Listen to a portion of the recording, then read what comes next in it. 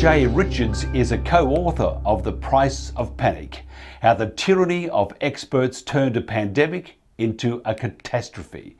It was written with Professors William Briggs and Douglas Axe and raises important questions about the management of COVID-19 and the influence of political and media forces. Jay is a professor at Catholic University, a senior fellow at the Discovery Institute, the executive editor of The Stream, author of more than 24 books. Jay, welcome. It's great to be with you.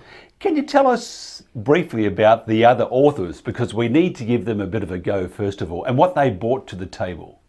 Absolutely. I mean, the book, obviously, we had to write under a very tight deadline. William Briggs is a professional statistician, and Doug Axe is a professor of biology. And needless to say, the COVID-19 pandemic involved all of those things. It had to do with public policy, with the economic consequences of our response, but also obviously had a lot to do with science and statistics.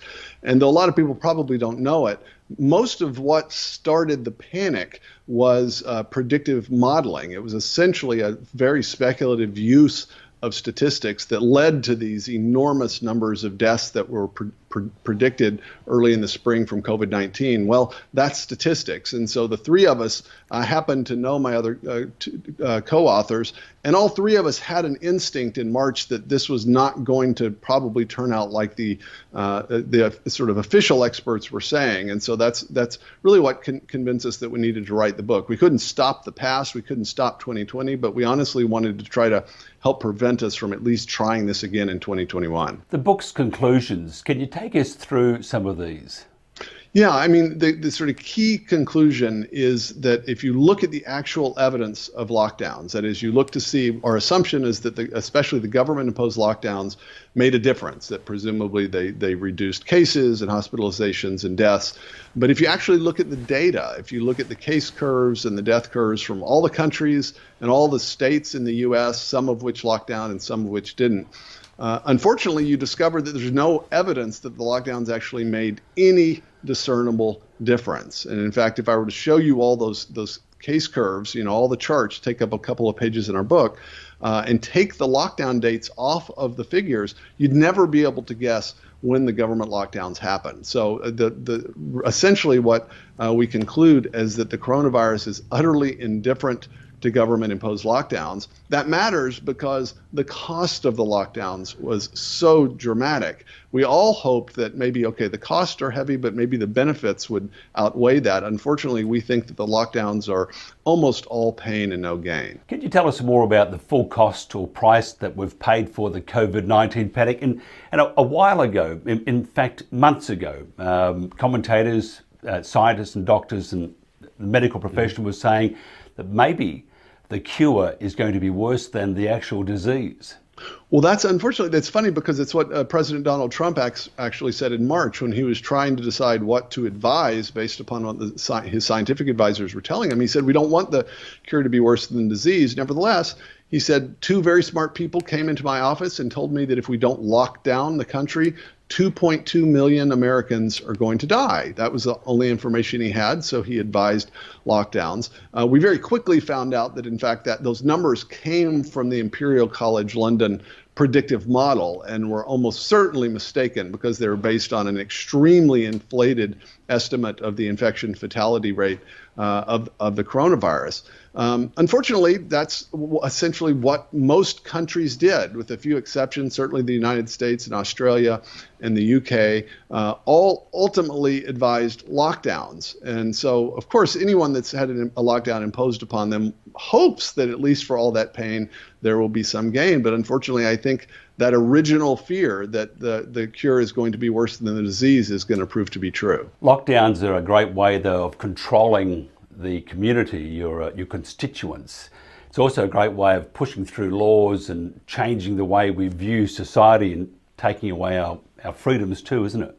It is. I mean, that's what's extraordinary about it, is that if somebody had asked me a year ago if we would have a set of government policies in which virtually all business people would be told they can't open their businesses, the religious worshipers would be told you can't go to worship, you can't go to mass, you can't go to synagogue, all the schools would be closed, and everyone would be told they essentially need to hunker down in their house, I would have thought, well, what would happen?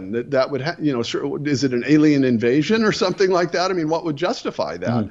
But of course, it was a public health crisis. And I think that's honestly the thing that we're going to need to learn, is that a public health crisis is in some ways, if you're a despot or would-be despot or dictator, there's really no better tool than a public health crisis, because not only are we concerned for ourselves, we all fear sickness and death, but in this case, we also, of course, rightly fear harming other people. And I think that's in some ways why most of the developed world complied so easily with the lockdown orders, because we weren't told you need to do this for your own good. We were told you need to do this for your fellow human beings, for your fellow Australians or fellow Americans. So in some ways, there was a kind of moral jujitsu in which our proper concern for our fellow human beings was actually used against us, and I think led us to comply in circumstances that under normal circumstances we would have rebelled, we would have refused to do it. It's really interesting with the US elections.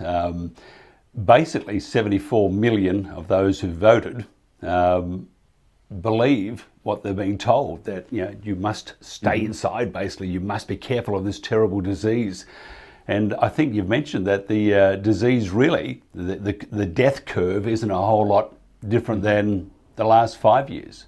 No, it looks sort of similar. I mean, essentially what we know, and this is from the official CDC numbers in the United States, is that if you're over 70 and you have several health problems, it is a 2.5 so-called comorbidities, it's about 5% chance that if you catch the bug, that it might kill you. On the other hand, if you don't have any of those problems, especially if you're a young child, you're much, much more at risk actually of dying of the flu than dying of COVID-19. In fact, you're 1,000 times less likely.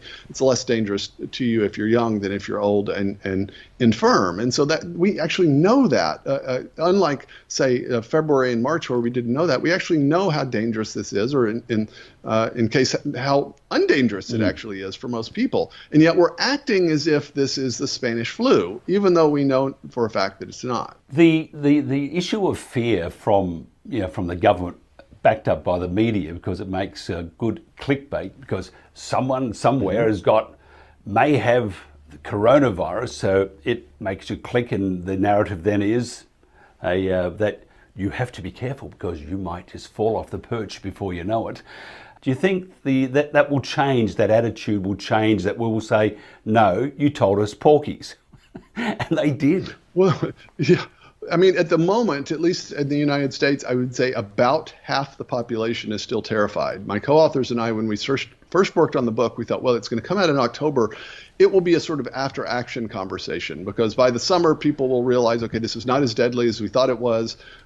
We'd start getting accurate information from the media, and then by the fall, we would be having a rational conversation. Here we are, though, now in November, and fully half of the population is actually terrified. I can tell you in my neighborhood here in Washington, D.C., that walking around in the middle of the sunny day, many people are walking around terrified with masks. And so the question is, how did that happen? Well, it didn't happen because people are reading the scientific journals or even looking at the CDC website. We're getting it from the media itself. We are living through the first planetary-wide social contagion, and it could not have happened but for certainly the role of traditional media, but especially the magnifying power of social media, in which you get real-time, high-definition access to your eyeballs, to your retina, so that a man falls over on the street in China, someone takes a picture of it and uploads it to social media, and then hundreds of millions of people see it within a few minutes, so that these very unusual outlier events suddenly appear to be representative events. That's essentially designed ultimately to terrify us. And I think unless we learn to consume social media in a different way, that is, unless we adapt our brains essentially to this new way of digesting information, I think that this is going to continue to happen. Really interesting. In the US, I think there's 6 corporations that control 90% of the media in the US. So how do you cut through that? I mean, that garbage, that propaganda, the instrument to control? I mean, it's very, very hard, though. I could say that social media and the social media platforms are sort of two-edged swords. So, of course, anyone that's on Facebook or on Twitter knows that they have done everything they possibly can to try to manage the flow of information. I've had videos of myself on YouTube that they get pulled off for sort of arbitrary reasons. At the same time, it's very, very hard to control it centrally. I mean, the very nature of something is that if I can tell you, if you have a video pulled, that often actually increases the publicity. I think right now in the United States, we have a regulatory problem in that Twitter and Facebook and YouTube are treated as if they're neutral platforms regulatorily. So in other words, you can't sue them like you could sue a publisher, but they're acting like publishers. So I think that we have to fix that in the law so that if they're going to exercise editorial judgment, they need to be under essentially the same jurisdiction and the same statutes as a publisher. If they're going to act like publishers, they should be treated legally as a publisher. At the moment, they're having their cake and eating it too. And as you say, they're essentially controlling almost entirely the flow of information. I think it's a very dangerous thing. Really interesting. It's a bit left field of this conversation. Breitbart itself they noticed that once the new algorithms were implemented by Google, that they just flatlined. So the social media, the Googles, all the other media organizations certainly can control not only the information that we're searching for, but the distortion of the truth. That's right. And I think part of that, the reality of that is not yet sunk in. I can say I'm a college professor, and students tend to treat, for instance, Google searches as if they're genuinely organic, as if they're going to sort of find what they're looking for. And they don't realize that, no, these are highly tended and managed pieces of information. And just like if you were to grow up in the Soviet Union in the 1980s, you would have known that your media sources were highly biased in a particular way. I think until we learn that, we're going to continue to be propagandized by social media. As soon as we learn it, I think we essentially need to develop a critical distance from our preferred sources of media, and especially from the social media networks and platforms, which unfortunately until now most of us treat as if they're neutral sources. But the mainstream media also rely on Twitter, Facebook and stuff to get their information from. So I mean, where do we go next? Maybe we could go to Mars. No, you're exactly right. I mean, that's the irony, is that the media itself is beholden to these social media platforms. I mean, the reality, we saw this with the New York Post. I mean, I think it's the fourth widest circulation publication in the United States, founded by a founding father, Alexander Hamilton. And yet for several weeks during the run-up to the election, Twitter had essentially banned the New York Post from social media, had banned their native Twitter channel. And so, I mean, it's an extraordinary thing. I'm hoping, though, that the kind of shamelessness of these social media platforms will lead the government, at least in the United States, to do something so that they quit benefiting from this treatment as neutral platforms when, in fact, they're anything but that. Have you ever seen such change, or thought this change with our perception and what we're receiving and how we're now behaving would happen, and happen so quickly? It reminds me of a 1984 on steroids. There is a kind of dystopian element to this, because it's very hard to imagine that populations around the world would so quickly comply with these orders. I mean, in the United States, we take our religious freedoms very seriously, and yet I can tell you there was almost not a peep of objection. I'm Catholic, and I can tell you that virtually no diocese in the country thought to actually complain about the fact that they were told this effectively, that they had to close their churches, that they had to close masses, even though, of course, Costco and grocery stores were still open, liquor stores were still open, but you couldn't go to mass. I mean, in any other circumstance, this would be considered outrageous, but we all essentially complied, and we've continued to do it for months. What aspect do you think of our world has changed permanently since this panic? I think that that would-be despots and governments now have intimate knowledge of exactly what works to cause populations to comply. I know in the United States, if we had been told to do the things that we've done just simply for our own good, or because we're going to get in trouble or something like that, Americans across the political spectrum would have objected. The right would have been talking about the First Amendment. The left would have been talking about fascism.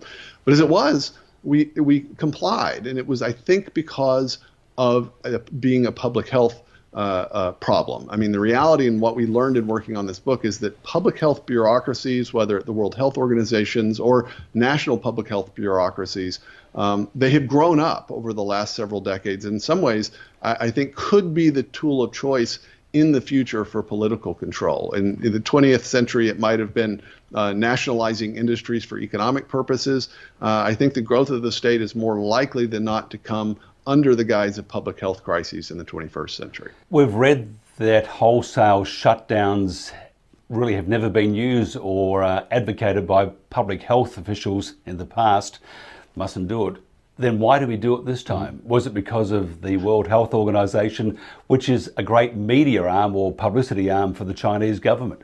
Well, as it turns out, they were carrying water for the Chinese government. The World Health Organization is supposed to be the public health arm of the UN, but we learned, unfortunately, in the spring that they were also helping the Chinese communists cover things up. The idea of a population-wide lockdown, as you said, had never been tried. Even the World Health Organization a year ago said it would be unlikely to work to stop a pandemic.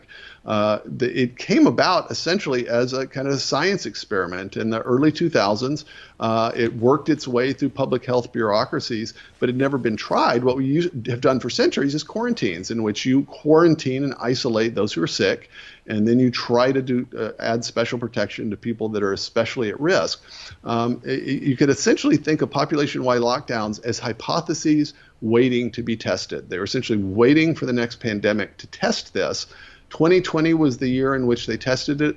The human race in most countries were the subjects of the experiment, and the evidence is now in, and we know that lockdowns simply don't do what they're supposed to do. And that's what we think the most important message of our book is, that whatever you hoped for, lockdowns just simply do not stop the spread of a pandemic, and so they have massive costs and virtually no benefits. So was this just a function of panic on the part of the governments to lock everything down? You can't. I mean, look at Victoria. I mean, was this just a panic from some very uneducated people?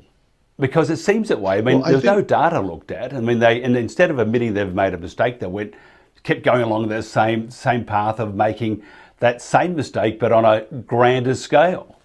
I think that's actually the key, because, of course, in March and April, we didn't know what we were dealing with. China and the World Health Organization covered up the origins of the bug. So there were crucial weeks where none of us actually had clear information about how dangerous the bug was. And then the lockdowns as an idea were already sort of embedded in public health organizations and public health bureaucracies.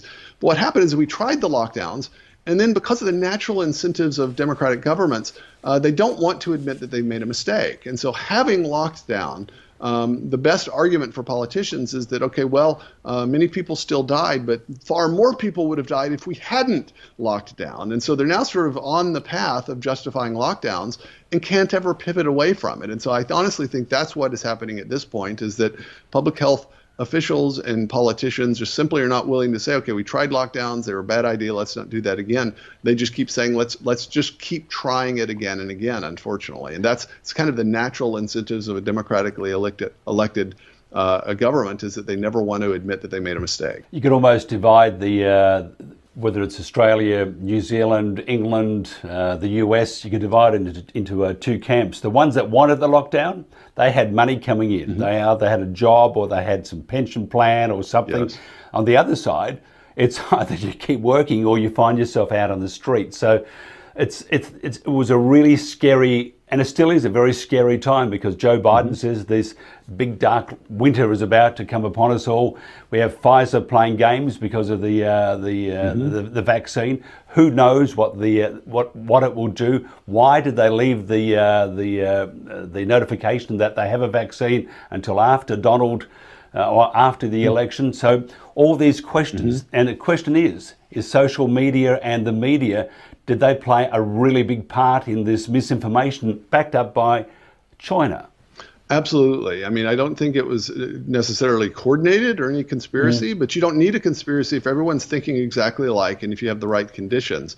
The average American in a poll in July thought that something like 9% of the U.S. population had died of COVID-19 in the previous months. 9%. Well, the reality is it was 0.06%. So people in the U.S. thought it's 150 times more deadly than it actually is.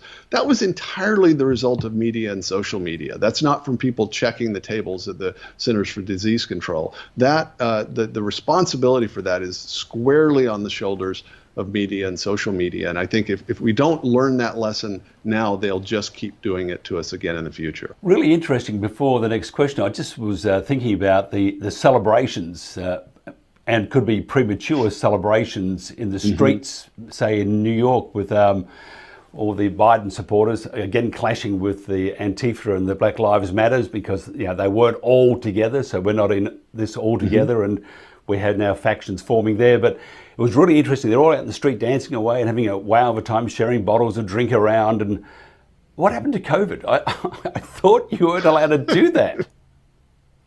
Well, I thought that this was going to happen in the summer when we had the protests in the streets and the riots. Is that I thought, well, at least people will realize, okay, maybe the COVID lockdowns are over, because of course politicians and even public health officials in the U.S. said, oh no, these protests are perfectly okay. Somehow, I guess the virus recognized that these were sort of socially acceptable activities or something, but that didn't happen. We went right back into the talk of the lockdowns. And then, of course, here in the last week, as you said, we've had Chuck Schumer in New York celebrating in the streets, passing champagne bottles around. Tens of thousands of people thronged, presumably 2 days before they were locked up and wearing masks in their apartments. I don't quite know what to think of this. I think with some politicians, there's a kind of cynicism. They officially say that they're scared, but they're really not. I think, but part of the reality is that human beings are social creatures, and we just cannot stay locked up indefinitely by ourselves. And so we desire human communion. And so I think that's what we're seeing. But I wish people would just have a little more critical distance and realize that, look, if the virus is deadly for concert goers and church goers, then it should also be deadly for people celebrating a political election in the streets. But we don't seem to want to apply the consistency of logic to this particular case. No, it depends on whether you're a Democrat or a Republican. Of course, if you're a Democrat, you have this magical power that you are now protected because we have the second coming almost in Joe Biden and Kamala. I've got to ask you, though, your thoughts on, and for me to say that this is actually happening is very cynical of me, because I would never do that. But we have Governor Cuomo saying that, look, if the vaccine is there, we're not going to release it. We're going to make sure that Joe is in office, first of all, because we don't trust Donald doing the job properly. So if the vaccine is a magical vaccine that will save your life, and he delays you getting that vaccine, and you have some people that do get very sick and at times pass away, whose responsibility is that? Is that irresponsible? And again, I'm being very cynical here. Is that irresponsible and playing politics to the T?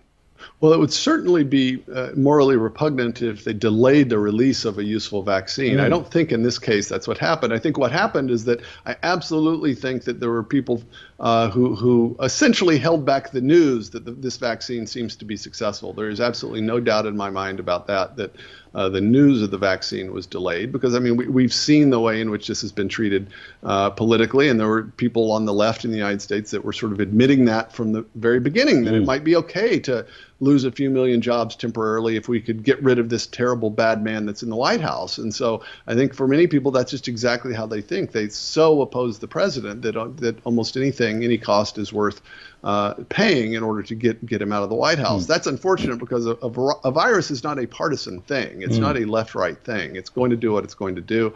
I'm somewhat skeptical about the vaccine, only because we've actually never had an FDA-approved vaccine for a coronavirus in the past. And of course, it's in Pfizer's interest to say that this is going to be very successful. I hope that we have a good vaccine that doesn't have too many negative consequences, but I don't think that we should be holding out hope for a widespread use of a vaccine in order to justify continued lockdowns. I think what we need to do is stop the lockdowns and focus our attention and our public health dollars and work on those people that are most at risk, and let the rest of us get back to living our lives. In Australia, governments use political messaging, opinion polling, and provided little justification for restrictions. Sounds a bit like California. This seems to be at odds with how governments should behave in a pandemic. Is this normal? Well, I think the justification that governments used is that this was a public health emergency. And so, at least in the US, individual states have emergency powers in which a governor can effectively declare martial law in case of a catastrophic emergency, an earthquake or a tsunami or something like that. And I think all things being equal, it makes sense that governments should have that power, but they should be very restrained in their use of it. In this case, though, they used it not based upon what was actually happening, but based upon computer models predicting what was going to happen. And then they used this relentlessly for months. And then, as you said, they essentially used the propaganda power to keep the population in check. That's a terrifying thing. And I think in part it's terrifying because what if a year from now governments actually need to use their emergency powers, and now the public is actually somewhat skeptical at that point? I mean, what if we have a virus that's truly as deadly as the Spanish flu a year from now, when they might really needed to have used that power, but unfortunately they've already sort of exploited all of the goodwill that we have with the coronavirus, which, as it turns out, is for most of the population comparable to the influenza virus. Interesting that religion was really smacked around a bit with the lockdowns. You can't go to church, and it's a very important part of someone's life. If they want to go to church, they need to go to church. And a lot of churches are really big, so you can still have your social distancing. Yes. If you wanted it.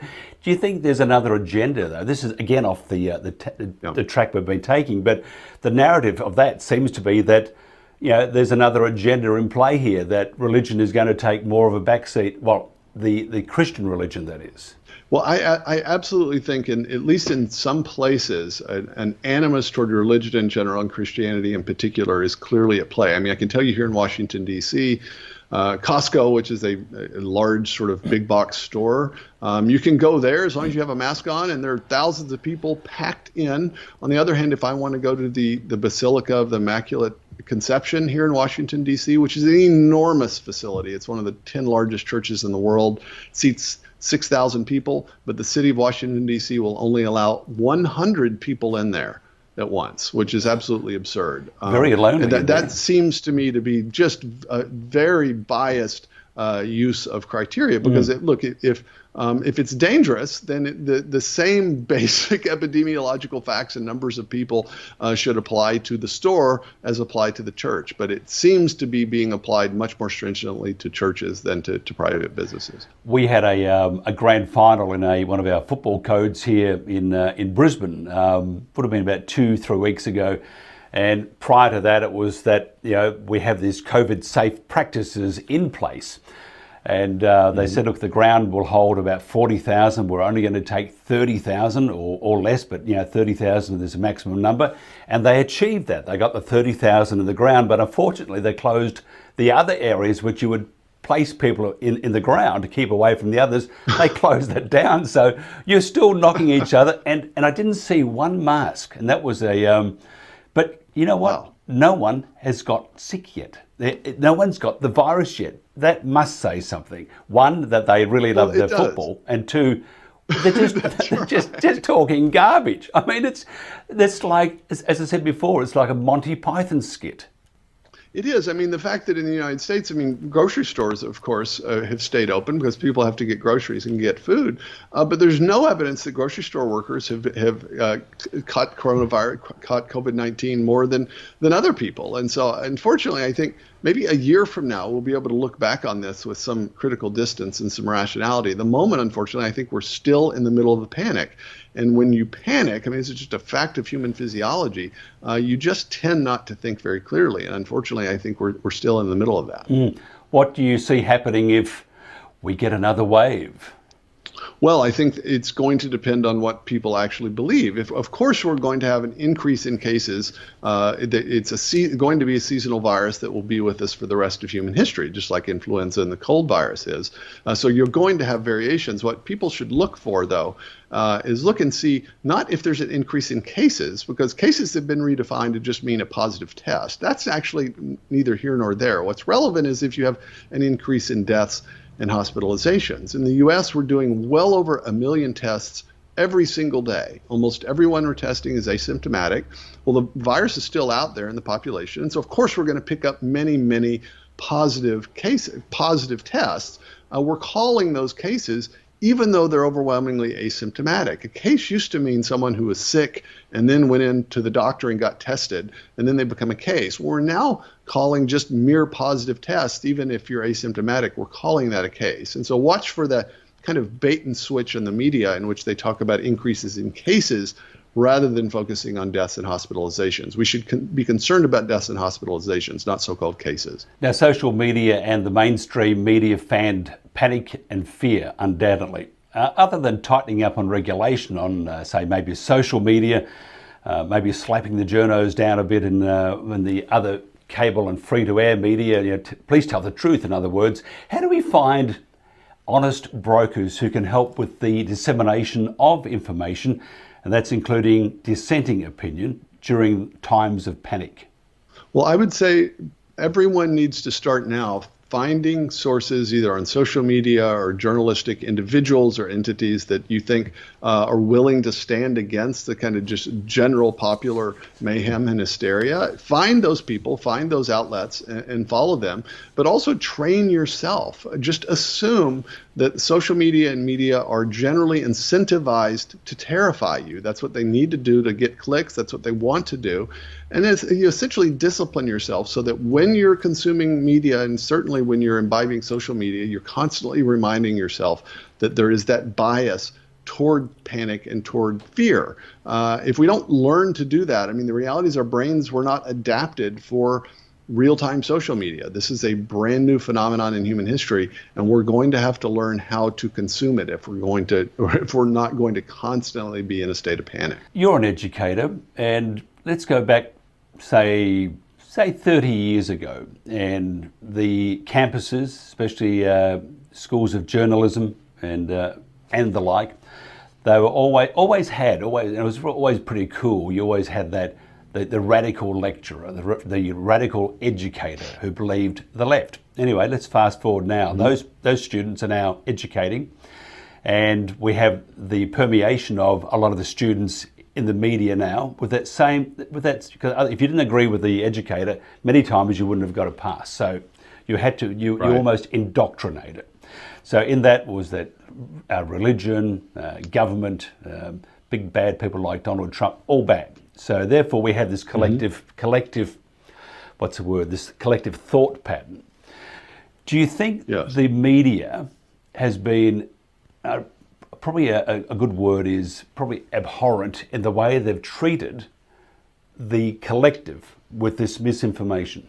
I mean, the media overwhelmingly, if you look at the people that populate the media and journalists, are all very biased. First of all, they're very secular and they're very biased toward the left wing of the political spectrum. I mean, this is widely known, certainly in the English-speaking world. It's just overwhelmingly true. It's the same in the academy. It's not true in the population at large. And if you notice in the United States, for instance, I think that there's actually a political realignment happening in which you have the kind of knowledge class and the professional class. It's people like us, people that can actually benefit in a digital environment. Everybody, we got locked down in the United States, and I used the time to write a book, right? But if you drive a truck, or you're a farmer, or you're a factory worker, or if you're a service worker, you suffered mightily from this. And I honestly think that in some ways there's a strange sort of class division, and the journalism in media overwhelmingly speak for one side of that rather than the other. Journalists imagine that they're speaking for the common person, but they don't actually know anyone like that. They might have a housekeeper who cleans their house, but they don't actually know what people that aren't in the digital economy are thinking or what they're suffering. And so I honestly think, certainly for conservatives, that we need to be thinking about that this sort of forgotten man, that segment of the population that's truly suffered from the lockdowns. I do think that certainly in the developed world and in the Anglosphere, there's a sort of political realignment happening, and you see it in the recent election, certainly in the United States. I was doing a bit of a tabulation of because I was looking at in Australia we have a website called news.com.au, which is a News Corp publication, but it's taken a really left turn. So on the Sunday. On Sunday, they had all these stories, and there was on the masthead or on the main front page, there were 12 stories, and 10 of those were how bad and how stupid, incompetent, evil Donald Trump was. and it was really, really bad. So I thought, I'm just going to do a bit of a check on the journos or bloggers, which became a journo once they wrote for the newspaper. Not one, Right. Everyone was from the left. Everyone had this opinion on, how bad Donald is. Great news that he's been kicked out. Joe's going to lead us, but no one talked about the other side. And even now in the rest of the world and most of America, we're not going to talk about the elections at the moment because there's nothing to talk about. It's been decided. And I go back to the media because the people that are writing this, they went to university. They are educated people. So do the educators then, do you need, instead of saying we need to get better writers or better journos, do we actually say we need to get better educators that can teach the students how to look at both sides and disseminate, the right from the wrong? Absolutely. I mean, I think there's still a market out there for truth. I mean, people are interested still in getting objective news. I mean, it's ironic and somewhat depressing that Rupert Murdoch at News Corp seem now to have abandoned their natural constituency. They're doing that in the United States. It's a very strange thing because there's a massive market of people that want that and that don't necessarily like the uniform left-wing tilt of most of the media. And so someone else that looks like is going to have to emerge that's willing to service that market. At the moment, though, like it or not, what we have is the internet, we have YouTube, we have these social media platforms, as biased as they are, at least at the moment. I mean, here we are, we're speaking across the Pacific Ocean in real time to each other. And so as biased as it is, and those who control this, as biased as they are, it's still all that said, still an opportunity for us to get our message out. Now, what's been the reaction to the book from, inverted commas, experts and social media, including mainstream media? Are you looked upon as the devil almost? I mean, how dare you sprout such terrible things? Well, honestly, that's what I expected. And I mentioned I had one interview that was pulled from YouTube for about 2 weeks. I found out just today it was actually returned. They decided, okay, they didn't really have a case against it. But for the most part, we have not received any very strong critique yet. Of course, we were terrified that we'd make some serious mistake, but we had a lot of peer review ahead of time, obviously, for the book. And so at the moment, I've not been nearly as punished as I would imagine. The worst that's happened to us, of course, is that people have said very nasty things about us on Twitter. But I remind myself every day, if that's the worst thing that ever happens to me, then I should count myself lucky. You have a pretty good boss, but he's looking down on you at the moment. So I think you're going to be fine there. That's right. Dr. Jay Richards, co-author of The Price of Panic, How the Tyranny of Experts Turned the Pandemic into a Catastrophe. Thank you very much. My pleasure. Great to be with you.